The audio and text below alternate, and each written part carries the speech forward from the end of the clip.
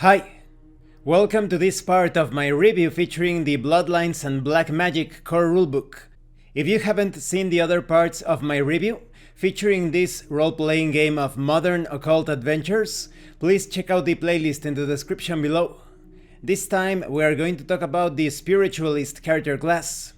But before that, I would like to talk about this channel's sponsor, Heroes and Hardships. This is a universal RPG system, allowing you to play any sort of genre, campaign, story, adventure. You can also create any sort of character imaginable. You have hundreds of tools to assist you with that. I'm going to put a few links in the description that will take you to the Kickstarter that should begin in about 2 or 3 weeks.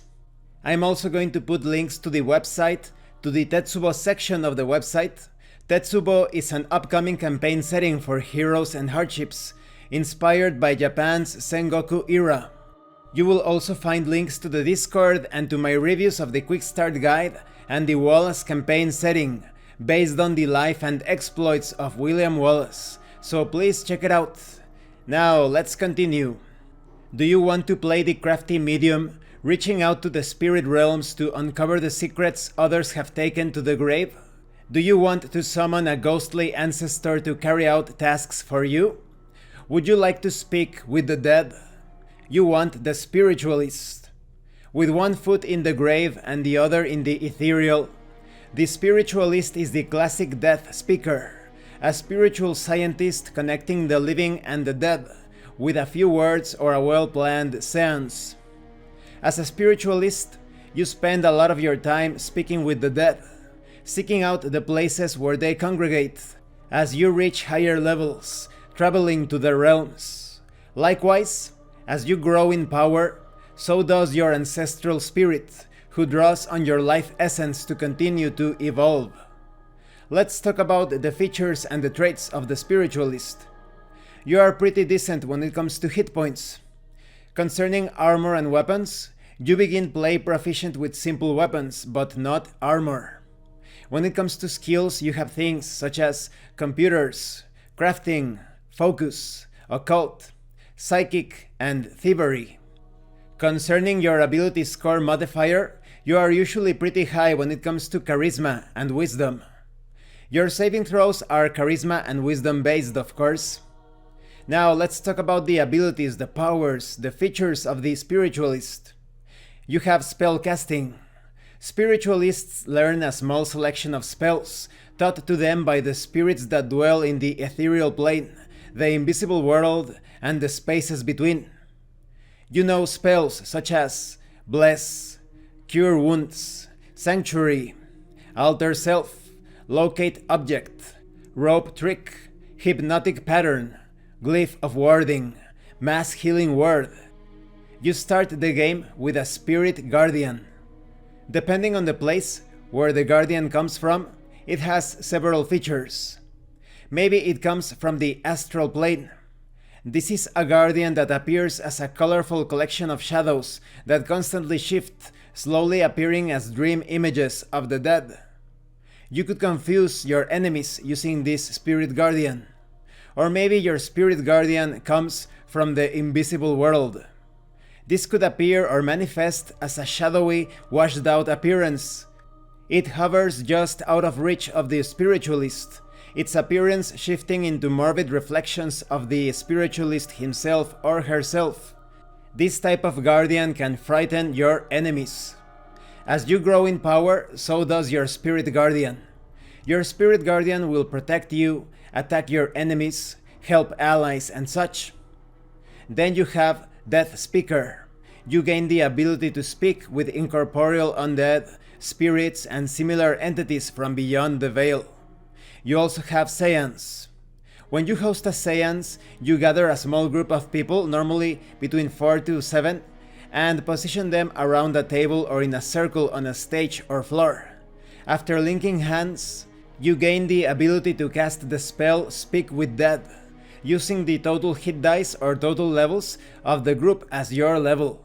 You must complete a long rest before using this ability again. You also have Parlor. When you reach a certain level, you gain a parlor. It could be a physical space or a temporal space. giving you certain benefits, such as the spells of Alarm, Protection from Good or Evil, Rope Trick, and if you spend 15 minutes within this space, you gain the benefits of a short rest. However, you can only prepare this parlor a limited number of times per day. And it gives you access to several tricks, such as a trick of light. You learn the cantrip Dancing Lights.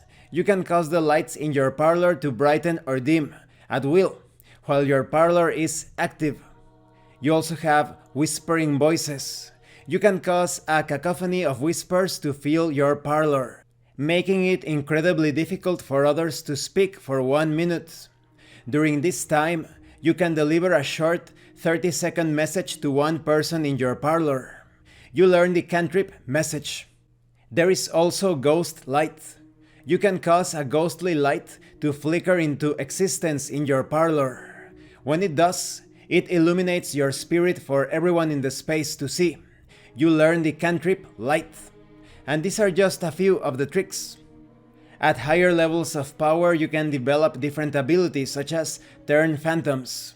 You learn to sour the area around you, driving away all incorporeal undead, suppressing haunts, and banishing lesser spirits for up to 1 hour. And you can obtain powerful capstone abilities or powers, such as the Ageless Guardian. You have strengthened your psychic bond to the spirit guardian who serves you, encouraging it to evolve and grow.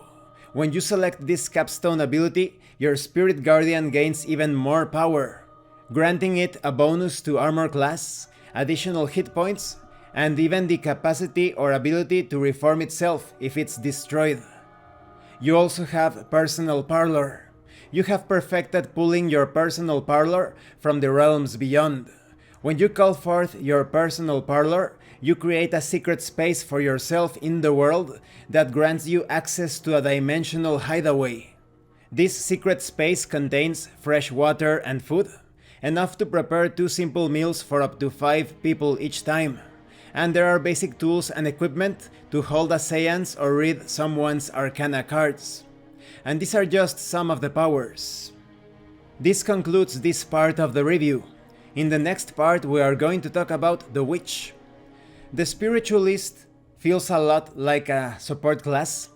You do have some combat capacity, some spells and abilities that will grant you many benefits during a combat situation. You will be quite useful for the team, but I think that your forte lies in those healing spells, protection spells, the benefits of your parlor, and the ability to communicate with entities from realms beyond quite easily. Thank you for watching this part of the review, and thank you for your likes and your comments. And thank you so much to those of you that are going the extra mile to support the channel. If anyone else wishes to further support the channel, the information on how to do that will be in the description below.